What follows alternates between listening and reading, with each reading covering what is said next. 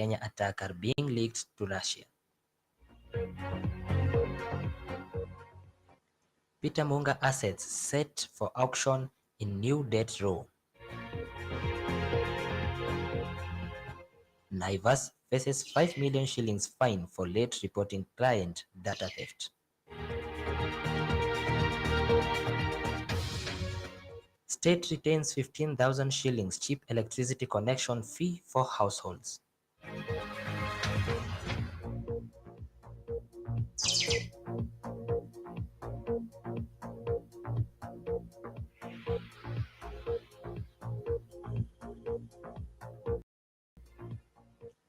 Welcome to broadcast.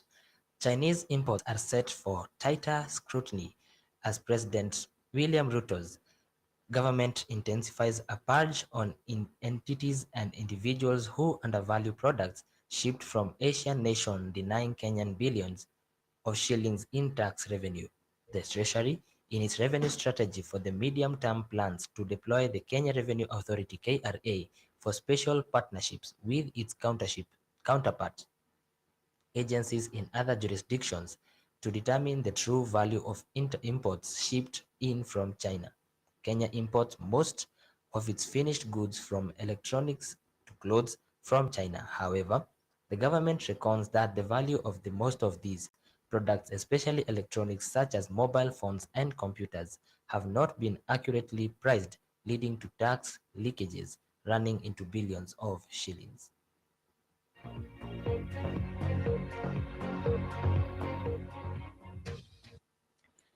The wave of cyber attacks that befell Kenya slightly more than a month ago and threatened to ground the economy has made organizations reconsider their security architecture and structures. Rapid digital evolution has seen a rise in the frequency and sophistication of cyber attacks globally, with emerging technology concepts such as artificial intelligence (AI), nanotechnology, and blockchain poised to further accelerate the complexity and severity of cyber warfare. But it is not just that. It is the struggle to unmask the threat actors behind the country's recent protracted attacks that has fueled the cyber safety debate. At the time of the crisis, the attackers were only identified as Anonymous Sudan.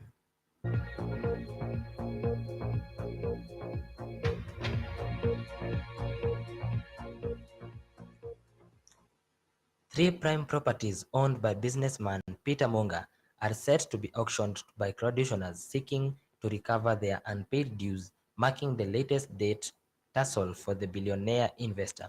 Mr. Munga and his business associate James Karanja had taken credit facilities of unspecified amounts that had relied on guarantees by their firms Equatorial Nut Processors and Meru Ginnery, which own the assets targeted for sale. A notice by Legacy Auctioneering Services shows that two vacant commercial properties measuring a total of 0.36 acres in Murang'a County will go under the hammer on October 13, 2023. The land parcels are held on a leasehold basis. The auctioneer has also been mandated to sell an industrial cum residential property in Meru County sitting on 15.6 acres on October 17, 2023. Mr. Monga is among scores of high-profile entrepreneurs that have faced auctions in recent years over unpaid bank loans running into hundreds of millions of shillings in some cases.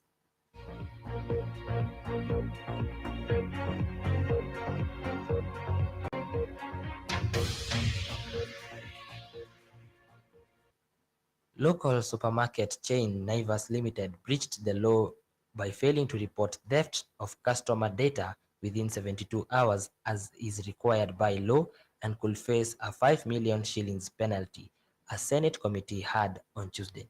Appearing before the Senate ICT committee, Data Commissioner Immaculate Kasait said the supermarket chain did not follow the law in reporting the ransomware attack that happened in April this year. Ms. Kasait said the data breach assaulted the unauthorized transfer of 611 GB of personal data from customer loyalty program information, including names, phone numbers, email addresses, and loyalty points significantly exposed.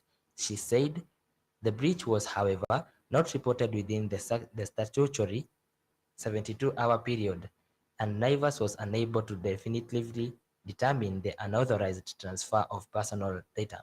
This was in contravention of Section 43 of the Data Protection Act 2019, Regulation 38 into bracket 1 of the Data Protection General Regulations 2021 on report of data breaches.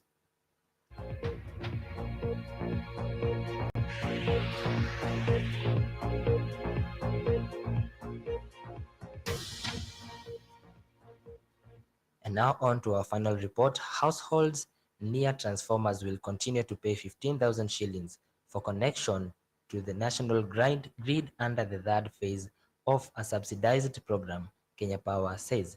The utility firm disclosed that the new phase of the project will start in September next year, as it targets to add about 150,000 new homes in 45 counties to the national grid. Nairobi and Mombasa are excluded from the program. Customers paid 35,000 shillings in connection fees at the start of the project in 2015, but it halved to 15,000 in 2019, easing the financial hurdles for homes seeking to light up homes. The project, jointly funded by Treasury and other financiers, who was launched in 2015 in a scheme to link homes near transformers to electricity at cheaper rates in the race to ensure universal electricity coverage.